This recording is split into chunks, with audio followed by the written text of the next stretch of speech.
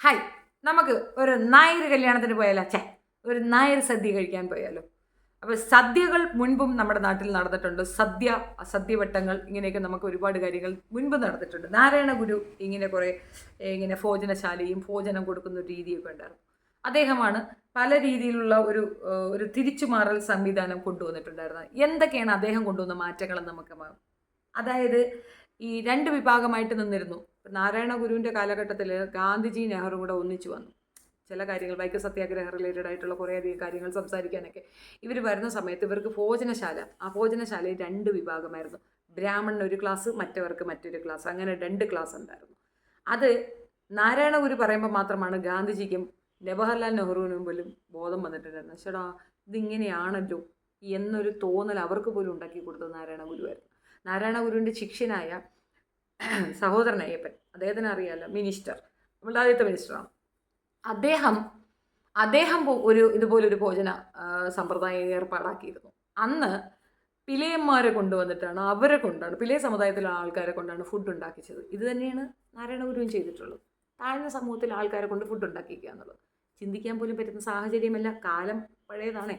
അന്ന് ഇതൊക്കെ ഭയങ്കര പ്രശ്നമുള്ള സമയത്താണ്.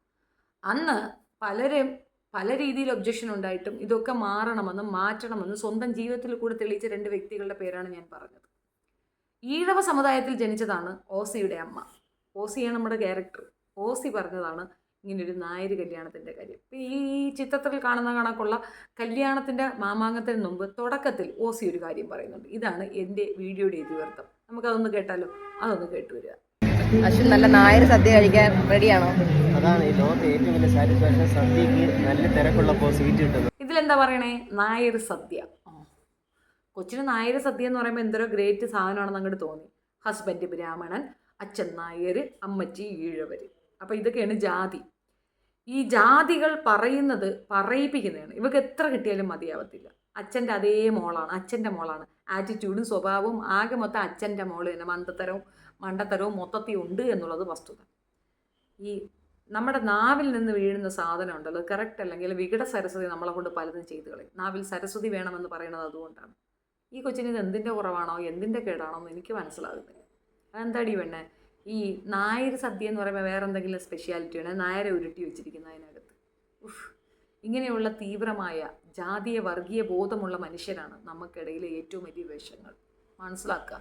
ഇനിയിപ്പോൾ ഉടനെ വരും ആൾക്കാർ, ഒരു ചെറിയ കാര്യം കിട്ടി അതും കൊണ്ടുവരുന്നു. ഈ പെണ്ണിത് റിപ്പീറ്റഡ്ലി പറയുകയല്ലേ. ഈ പെണ്ണിൻ്റെ നാക്കിൽ 24 മണിക്കൂർ ഇത് തന്നെയല്ലേ വരുന്നുള്ളൂ. അത് പറയുമ്പോൾ കുഴപ്പമുണ്ട്, ഇത് പറയുമ്പോൾ കുഴപ്പമുണ്ടാവും. ഒന്നുകിൽ കൃഷ്ണൻ ഈ പെണ്ണിനെ ഒന്നിരുത്തി ക്ലാസ് എടുപ്പിച്ചു കൊടുക്കുക. തീരെ പൊതുബോധമില്ലാത്ത ഒരുത്തി, അതൊരു ഇൻഫ്ലുവൻസർ എന്ന അറിയപ്പെട്ടിട്ട് സ്വന്തം വീട്ടിൽ തുണി കഴുകണേയും പാത്രം ഒതുക്കുന്നതും കാര്യങ്ങളാണ് എടുത്തിടുന്നതെങ്കിൽ പോലും ബോധത്തോടു കൂടി പെരുമാറിക്കൂടി. എത്രയോ പേര് ഇത് കാണുന്നതാണ്. നിൻ്റെ സബ്സ്ക്രൈബർ എന്ന് പറയുമ്പോഴത്തേക്ക് എല്ലാ മതവിഭാഗത്തിലുള്ളവരും ഇല്ലേ? നീ ഇങ്ങനെ ഒരുമാതിരി ഒരു ആക്കി പറഞ്ഞുകൊണ്ടുള്ള ഈ പരിപാടി അതങ്ങ് നിർത്തിക്കൂടെ? ഇതൊരു വലിയ സംഭവമായിട്ട് നിനക്ക് എങ്ങനെ തോന്നുന്നു? ഇനിയിപ്പം ബ്രാഹ്മണൻ ചെറുക്കനെ കല്യാണം കഴിക്കാൻ പോകുന്നത് കൊണ്ടൊക്കെ ഉള്ള ഒരു ഞെളിപ്പും ഒരു ഇളക്കവും ഒക്കെയാണ്. എന്താണ്? മനുഷ്യരെല്ലാം ഒന്നല്ലേ? എന്താണ് വ്യത്യാസം? നീ എന്ത് കണ്ടു ഇതിനകത്ത് എന്ത് കേമത്തരം കണ്ടു? നായർ സദ്യയോ? ഞാൻ ആദ്യം കേൾക്കുക. എന്നാൽ നിന്നെ ഞാൻ ക്ഷണിക്കുന്നു, ഒരു പെലയ സദ്യ കഴിക്കാൻ നീ തയ്യാറാണോ? മനസ്സിൽ ഇത്രയധികം വർഗീയത കൊണ്ട് നടക്കുന്നത് നല്ലതാണോ കുട്ടിയെ? കുറച്ചൊക്കെ ബോധം വേണ്ടായ. എത്ര കിട്ടിയാലും പഠിക്കില്ല. എന്നിട്ട് പറയും സൈബർ ബുള്ളിങ് ചെയ്തു. പിന്നെ നാട്ടുകാർക്ക് അതല്ലേ പണി, നിൻ്റെ പിറകെ നടന്നിങ്ങനെ സൈബർ ബുള്ളിങ് ചെയ്യുന്നു. ഇത്രയും ധൈര്യത്തോടു കൂടി ഇങ്ങനെ ഒരു സ്റ്റേറ്റ്മെൻറ്റ് പറയാം. ആ വീഡിയോ അപ്ലോഡ് ചെയ്യാനും പറ്റുന്ന നിനക്ക് കമൻറ്റ് ബോക്സ് തുറന്നു നോക്കാൻ വയ്യ. കമൻറ്റ് ബോക്സ് ഇട്ട് നല്ല പൂട്ടി വെച്ചിരിക്കുക, അല്ലെങ്കിൽ 2 കൊടുക്കായിരുന്നു അതിൽ കൂടെ. ഇത്തരക്കാരെ അങ്ങ് വെറുതെ വിട്ടേക്കും. ബാക്കിയുള്ളവരുടെ തലയിലോട്ട് നെഞ്ചത്തോട്ടും വന്ന് ചാടി ഒരു കയറ്റമുണ്ട്. പൊതുബോധം എന്ന് പറയുന്നത് വിദ്യാഭ്യാസത്തിൽ കൂടെ കിട്ടേണ്ട ഒരു സാധനമാണ്. പാമ്പറിങ് കിഡ്സായ കുറേ എണ്ണം ഇതുപോലെയുണ്ട്. അവർക്കിതൊന്നും മനസ്സിലാകത്തില്ല എന്ന് തോന്നുന്നു. നായർ സദ്യയല്ല മോളെ, ഭക്ഷണം, സദ്യ, അത് മതി. നായർ സദ്യ. എൻ്റെ അമ്മച്ചി ഈഴവത്തിയല്ലേ, അപ്പോൾ ഈഴവ സദ്യയാണോ നീ വീട്ടിൽ ഡെയിലി തിരുന്നത്? അത് നാഴി സദ്യയാണ് ഉണ്ടാക്കണ അമ്മയല്ലേ, ഒരു ഈഴവരല്ലേ. അപ്പോൾ ഈഴവ സദ്യ നീ വീട്ടിൽ കഴിക്കണേ? നീ എവൻ്റെ വീട്ടിൽ പോയി കഴിക്കുന്ന ബ്രാഹ്മണ സദ്യ എന്താണ് മോളെ? സദ്യ എന്നല്ലേ പറയേണ്ടത്? അതിന് ഈഴവ സദ്യ, മറ്റേ സദ്യ എന്നാണ് പറയേണ്ടത്. 4 ദിക്കിൽ കിടന്ന് ഓടുകയും ഡാൻസ് കളിക്കുകയും പേക്കുത്ത് കളിക്കുകയും ഒക്കെ ചെയ്യുമ്പോഴും നിനക്കിത് തലയിലോട്ട് കയറാത്ത എന്താണ്? ഇവളുടെ കൂടെ കൂടുന്ന കൂട്ടുകാർക്കും ഇല്ലേ ബോധം? ഇതൊന്ന് പറഞ്ഞു കൊടുക്കാൻ തോന്നാത്ത എന്തുകൊണ്ടാണ്?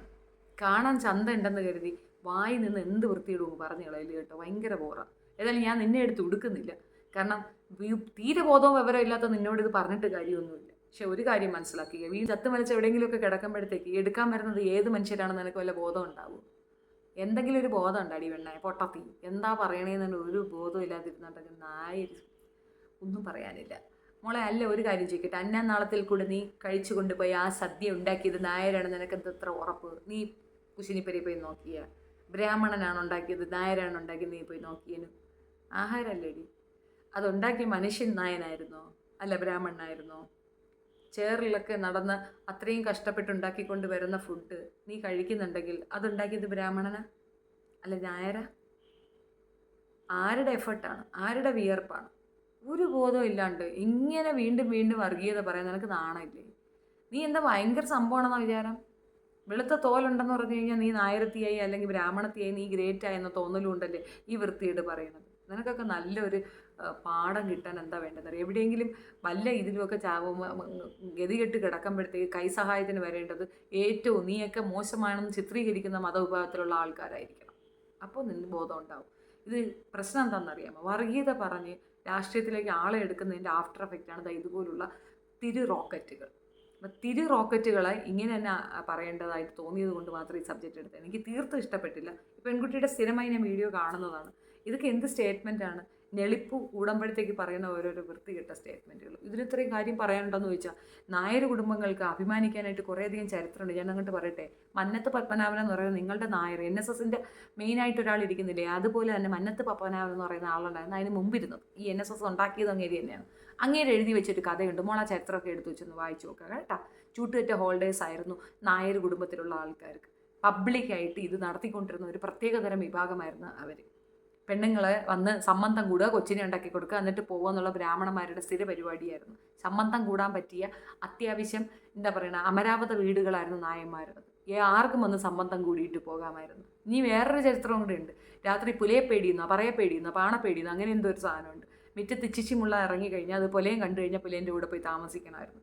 ഒന്നിനും കൊള്ളാതെ ഒരു രീതിയിൽ ക്യാരക്ടറും ഇല്ലാതെ വല്ലാത്ത ഒരു തരം പാരമ്പര്യം പറയാനുള്ള നായർ സമുദായത്തിന് ഇത്രയും അങ്ങ് തൂക്കി അങ്ങ് തലയിൽ വെക്കല്ലേ മോളെ? ഭയങ്കര ബോറ്, ഭയങ്കര നാണക്കേടാണ്. ഇപ്പം ഞാൻ പറഞ്ഞ എന്നെ അടിക്കാൻ പറയണ്ട. നിങ്ങളുടെ സമുദായത്തിലുള്ള തന്നെ ഈ മനത്ത് പത്മനാഭൻ പറഞ്ഞ ഒരു കഥയും കൂടെ പറയാം, എൻ്റെ ഇവിടെ അനുബന്ധമായിട്ടുള്ള പറയാം. പുള്ളിക്കാരെ എഴുതിയ അദ്ദേഹത്തിൻ്റെ ജീവചരിത്രത്തിൽ അദ്ദേഹം മെൻഷൻ ചെയ്ത ഒരു കാര്യമാണ്, എനിക്ക് എൻ്റെ അപ്പനെ അപ്പനെന്ന് വിളിക്കാൻ പറ്റത്തില്ല. അതുകൊണ്ട് എൻ്റെ 12ാമത്തെ വയസ്സിൽ ഞാൻ എൻ്റെ അമ്മയെ കൊണ്ട് രണ്ടാമതൊരുത്തനെ കൊണ്ട് കെട്ടിച്ചിട്ട് അയാളെ ഞാൻ അച്ഛൻ എന്ന് വിളിച്ചു. കാരണം അച്ഛനെന്ന് വിളിക്കാൻ അധികാരമില്ല. സംബന്ധം കൂടുക, കൊച്ചിനെ ഉണ്ടാക്കുക എന്നതിനപ്പുറം അവിടെ വേറെ ഫ്രഷ്ടാണ് നമ്പൂരിയാസ്.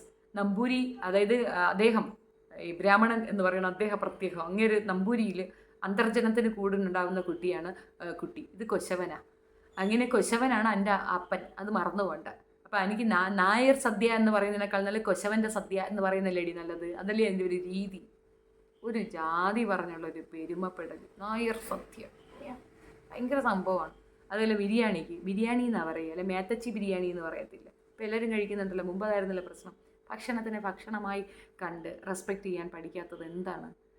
പ്രായത്തിൻ്റെ പക്വതയില്ലായ്മയല്ല, കയ്യിലിരിപ്പാണ്. നല്ല പെടയാണ് വേണ്ടത്. ഒന്നും പറയാനില്ല. Thank you so much.